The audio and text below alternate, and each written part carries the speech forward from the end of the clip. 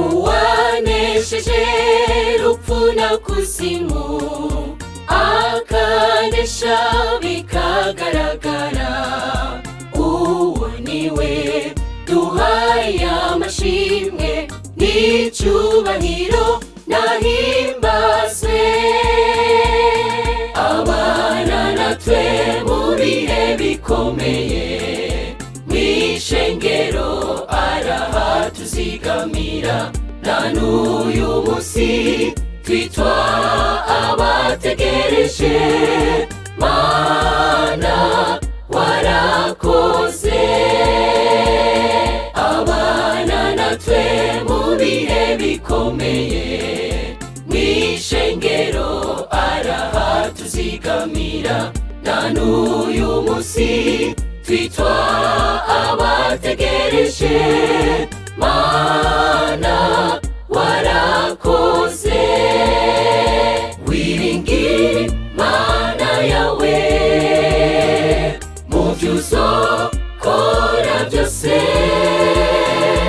Yesu ntabwo azoguheba, ariteguriye kubana nawe mu bibazo byose uzohura nabyo, azogutabara.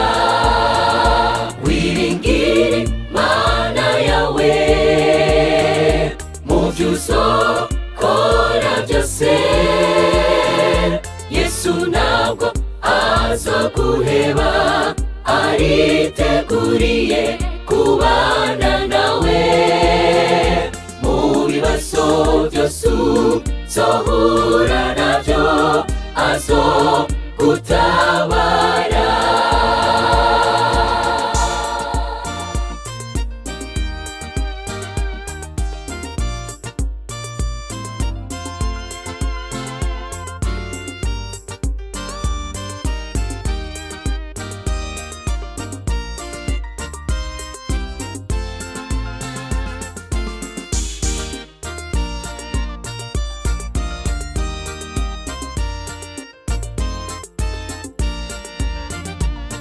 Unege zacu ni nawe twiringira, we mufasha mwiza tatwirengagiza.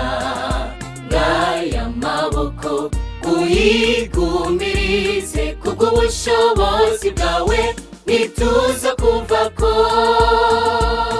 Niwe rutare rwiza tuja twihishamo, ibibazo byabaye umurengera, akaduha kuguma dufatanye mu runani, tuzokugumako muremyi.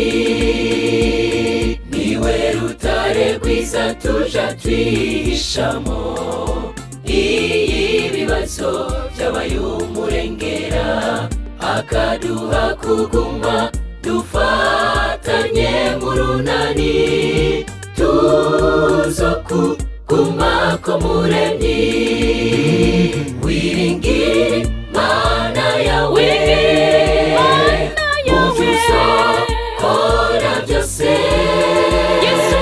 Yesu ntabwo azoguheba, ariteguriye kubana nawe mu bibazo byose uzohura nabyo, azogutabara.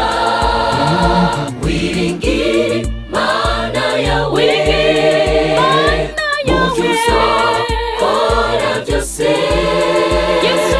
Yesu ntabwo azoguheba, ariteguriye kubana nawe mu bibazo byose uzohura nabyo, azogutabara.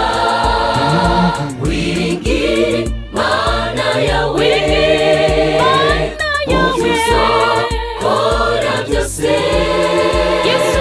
Yesu ntabwo azoguheba, ariteguriye kubana nawe mu bibazo byose uzohura nabyo, azogutabara.